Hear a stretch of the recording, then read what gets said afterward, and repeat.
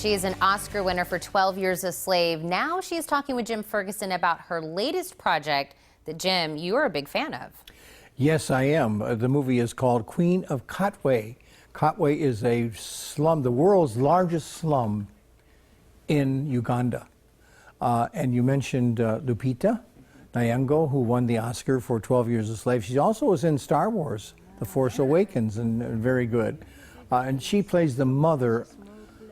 I like to discovered a jewel. Can you imagine in the world's largest slum, a teenage girl becomes a world champion chess player? Chess of all things. Chess of all things. But Lupita plays this young girl's mother, and what a wonderful job. Can you imagine raising 4 children in the slums of Uganda without even a place to live? Just a great story. So this is based off of a true story. Yes, I should have mentioned that. And it's PG, it's Disney, and I highly recommend it. Let's go to my interview with Lupita. You played the Harriet, the mother of these children that go on. One of them goes on to be a world champion chess player.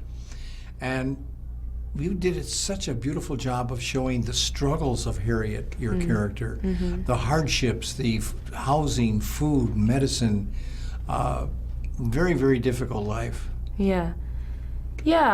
Harriet is a woman who has grown up in a world that hasn't been particularly kind to her. She's had a lot of misfortune. She was raised by different people. She was moved around a lot as a child. She loses her husband after he's fathered 5 of her children, and she's trying to get by day. And she's bringing up a daughter who now has these lofty dreams that she can't understand, and she is afraid of the disappointment that will come when she realizes that her dreams can't come true. So she's afraid of dreams, really, and she has to get to a place where she realizes that the best way to show her daughter love is to a little bit of fear of losing, because she's playing more than a game of chess. It's a game of life. Exactly, and Harriet does not know a life any different from the one she's lived, and which is the life she's trying to prepare her daughter to. And she would think, who would believe that this game of chess would change the lives of thousands of people? Her story. Yeah, that's something that she has to come to learn, that though she doesn't understand it, she has to have some faith and allow her daughter to do this thing because it brings her daughter joy. And, you know, at one point in the film, her daughter comes home with a trophy, and she says, "I wish we could eat these." Eat it, because what is the point of all these gold big things? But then it comes to such a point where her daughter is able to pull her out of poverty with her chess. I love the scene. Your expressions when you see the house. I don't want to give too much away, but that's a beautiful scene with the children. Yeah. Your on-screen children, I thought were wonderful. Weren't they? Yeah. Yeah, I loved working with them. I've never worked with children before, so it was very daunting for me, but that's one of the reasons why I took the role. I like that kind of challenge. I like to try things that I have never tried before. And finally, is it true that when you read the script, you started to cry? I did.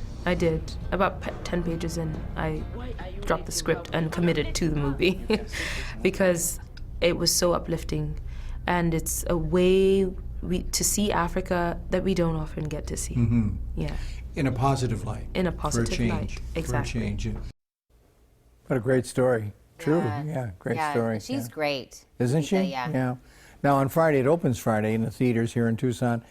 We talked to David Oyelowo, who plays the coach who teaches the young girl how to play chess. And he's an outstanding actor as well. You'll recognize him when you see him. He's British trained, but he's from Africa.